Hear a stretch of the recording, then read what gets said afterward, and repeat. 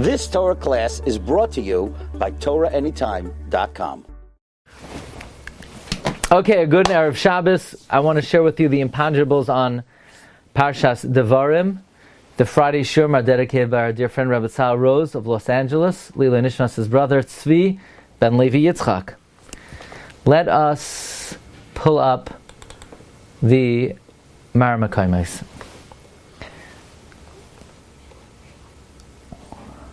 Perek Aleph, Pasuk Vav. Rav Lechem Sheves Bahar Hazeh. Enough time you spent on this mountain. Says Rashi, Yesh Medrashe Agada Harbe. There are many midrashim on this pasuk. Yesh Medrashe Agada Harbe Gedula Lachem Uschar Al Yeshivaschem Harzeh. Rav Lechem Sheves Bahar Hazeh means you gained a lot of greatness on this mountain. Why? You know what you did on this mountain? You made a Mishkan, you made a Menorah, you made Kalim, you were Makabel the Torah, you appointed a Sanhedrin. Rav Lachem Sheves, you attained great stature on this mountain. So I have two questions.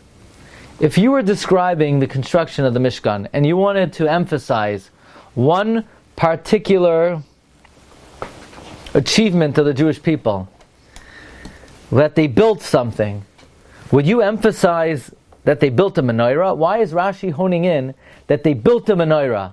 Okay, it's very nice. They also built an arayin, a shulchan. Why of all things is Rashi honing in on the arayin, on the menorah? And furthermore, the items mentioned in Rashi are out of order. First we received the Torah, then we made the Mishkan. So why does Rashi first say we made the Mishkan and then when we received the Torah? Okay. Perek Aleph Pasuk Yud Gimel. Rashi says on the words Havu Lachem Anashim Chachamim. Rashi says Chachamim Kisufim, meaning the Chachamim are people that are desired and longed for. What is bothering Rashi that Rashi gives this comment? Do we not know what Chachamim are? Is there something not self-explanatory about the word Chachamim? That Rashi adds the word Kisufim, people who are yearned for and desired for? What is troubling Rashi that Rashi sees a need to add commentary, and what is he explaining with this word, kisufim, desired, yearned for? What's Rashi getting at over here? Next, Perek Aleph Pasuk Yud Gimel. Va'asimim. Rashi says, it's spelled missing a yud. That teaches me the sins of the Jewish people are hung on the heads of the judges, because they should have rebuked them. Right? It's always a frightening thing. It's not an easy thing being a rabbi. If you're a rabbi in a shul, and people are talking, it's, you could say, I mind my own business. It's their problem. No, it's not their problem. It becomes your problem. If you have the opportunity, if you have the ability to speak up, and you don't, then not only are you not fulfilling your obligation, you are accredited with their sin. You have the good fortune of taking responsibility for their sin. So that's what Rashi says, why it's missing a yud. I just don't get why Rashi has to say anything. He just said 2 psukim earlier. And Pasuk Tes, when Moshe Rabbeinu said, Lo yuchal levadi se'es eschem, I cannot carry you. Rashi's bothered. Moshe couldn't carry them. He brought them the man. He brought them the slav. Says Rashi, what did Moshe mean, I can't carry you? God lifted up the people over the Dayanim because He takes the punishment from the people and He puts it on the Dayanim. So Moshe says, I can't carry your sin anymore. So if we already know the Dayanim are responsible for the sins of the people from 2 psukim earlier, from Lo yuchal levadi se'es eschem, then why do I need to reiterate that 2 psukim later?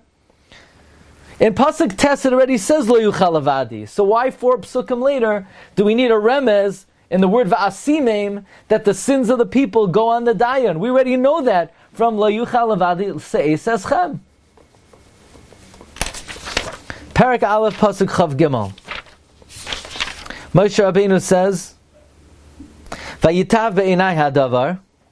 The idea of meraglim was good in my eyes. Va'ekach mikem shnei masar anashim. Rashi says mikem, from the most selected among you. How does Rashi know that? Maybe he just took people. How does Rashi know it means the most chosen, the most sifted and filtered? Maybe because it didn't have to say the word mikem, it could have just said vo'ekach. Mikem, the extra word, must indicate that it's from the most selected among you. Okay, this I don't understand. You ready? Perek Beis Pasuk Aleph. V'neifen v'nisa hamidbar derech yamsuf kasher diber Hashem Eloi v'anosav es har seir yamim rabim. They encircled Har Seir many days. By the way, how many days? Anybody know how many days they encircled Har Seir? The answer is Rashi doesn't say. But the pasuk before it says, V'ateshu v'kadesh yamim rabim kayamim asher yishavtem. Rashi says 19 years. So they were 19 years in the other Masais, 19 years in Kadesh. But what's Yamim Rabim by Har Seir? Why doesn't Rashi say anything over there? What does that mean? What is the Yamim Rabim by Har Seir? It's not possible to say 19 years. They weren't in the Midbar for 57 years. Okay. Perek Beis Pasuk Vav. Oichel tishberu meitam. V'gamayim tichru. Why, when it comes to food, is it tishberu and mayim is tichru? Tichru is also a lashon of mekach. So why oichel is tishberu and mayim is tichru? I don't know. The next Rashi is one of a very difficult Rashi for me to understand how to apply Lamaisa. So this is not a question, it's more of a she'ela, and that is in Perek Beis Pasuk Zayin, Ki Hashem lekecha beirachecha b'chomas yadecha. The Almighty blesses you in all your handiwork. Says Rashi, therefore, do not deny the toiva to act as if you're a poor person. Show yourself as if you're wealthy. Rashi seems to be saying like this: if you're making a big salary, don't drive an old beat-up 1978 Chevrolet. You should drive a Tesla. You have money, you should show that you have money. Otherwise, you're a kafoi taiva. If you have money, you should live in a nice house. That's what Rashi says. But what does Rashi mean? Didn't Yaakov Avinu tell his sons, Lama Tisra'u? Lama Tisra'u, which means if the world, nobody else has money, why are you showing yourself as if you had money? Well, you know why? Because otherwise I'm a kafoi toiva. Because if Hashem gives me money, I shouldn't make believe I'm an ani. So exactly how does this concept play out? That if a person has something, they shouldn't act as if they don't have it, because it's, in a way, it's a lack of gratitude to Hashem. It's like you're not recognizing the bracha He gave you. In what way, if a person has resources, are they supposed to show it? I thought you're supposed to, if anything, keep it modest, keep under the radar. No, we see from Rashi, there's a hashkafa that you should not deny the goodness that Hashem gave you. And in my humble opinion, it sounds like what Rashi is saying is that there are two hanhagos, and they both have to be navigated. Hanhaga number one is, if you're rich, do not act as if you're poor. And you should not drive a Chevrolet from 1978 with a muffler that makes a loud noise. On the other hand, you should not drive the latest model Tesla, drawing excessive attention to yourself. You should live comfortably, but not flashy. That's, in my humble opinion, what we see from these two chazals. That a person who is wealthy should not live the way a middle-class person should live. It's not correct. Even if you want to be modest. In other words, there are two conflicting hashkafos that have to be navigated. Hashkafa number one is you don't want to draw attention to yourself. You don't want to create ayin hara. You don't want to create jealousy. And on the other hand, it's not correct to act as if you're poor. But there is a road in between those two hashkafos that you could navigate both of them. In other words, if someone has money, they should live more comfortably than someone who doesn't. Why? It's the lack of hakaras hatov. But they should not draw attention to themselves.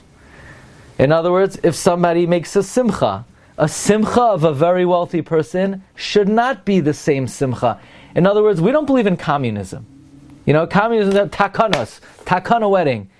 It could be maybe al pi hashkafa. Not every single person should make the exact same wedding. No, only potato kugel and shulin. It shouldn't be legislated like that. But meaning the oisher should live in a way where it's clear he's appreciating what Hashem gives him, and yet at the same time there's a degree of modesty. Where that line is, I don't know. But there are definitely two conflicting hashkafas that have to be navigated on both directions. Until now, I think it's this Rashi is usually not spoken about for good reason. It's probably very difficult to navigate. But one thing is for sure, in the ideal world, not everybody should be living on the same standard. That's what we see from Rashi. Next, Beis Ches. Reb Nosson, which was your question? Which samach? This one or the next one? In Parak Beis Pasuk Ches, it says like this: Vanavar meis achenu v'nei Esav hayoshim b'seir midercho ava meilas me'atzon gover. And in the middle of the pasuk, there's a random samach. This one. So my friend Reb Nosson Welder pointed out, what's the samach doing in the middle of the pasuk? Why is there a random space in the middle of the pasuk?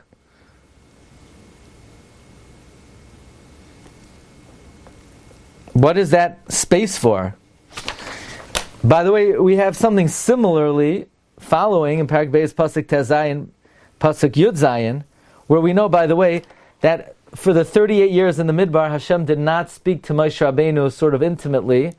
It says Vayomer. It doesn't say Vayedaber until after all the people of Melchama died out. So it says Vayhi Chasher, and it was Kasher Tamu Kol Anshe Melchama Lamos Mikarav Ha'am Vayedaber Hashem Elai Lemar. Now it's interesting. Not only is Vayedaber Hashem Elai Lemar a new pasuk, because by the way, if you look in Rashi groups these two psukim together, but there's a space in the Torah between these two psukim. Vayihi Chasher Tamu Kol Anshe HaMelchama Lamos Mikarav Ha'am. Yeah, new space. And then Vayedaber Hashem Elai Lemar. Okay, this is a really good question. Parak Beis Pasuk Tezayin. Vayihi Chasher Tamu Kol Anshe HaMelchama. Rashi says, what are Anshe Melchama? From 20 years old. Could someone tell me why Rashi says this now? 2 psukim later, the pasuk says, Ad Toim Kol Hadar Anshe HaMelchama. Why doesn't Rashi say there, what are Anshe Melchama? From 20 years old. Why does Rashi wait until the phrase Anshe Melchama appears a second time? And then in Parak Beis Pasuk Chaf, it says, Eretz Rephaim Techashev Afi. Eretz Rephaim is also considered from that land. It says Rashi, yeah, but this is not the Rephaim that I gave to Avraham Avinu. I gave Avraham Avinu a different Rephaim. Why is Rashi telling me that? He just said that on Pasuk Yud. Ha'emim lefanim ata savar shazu eretz Rephaim shenasadi la'Avram. This is not the land of Rephaim. Avaloi zuhi. Rashi said 10 psukim earlier that this Rephaim is not the Rephaim that he gave to Avraham. So why is Rashi saying this again now? By the way, later on in the Parsha, Rashi says, this Rephaim, yeah, that's what I gave to Avraham Avinu. Okay, something to keep you busy over Shabbos. I want to share with you just one more thought. You've just experienced another Torah class brought to you by TorahAnytime.com.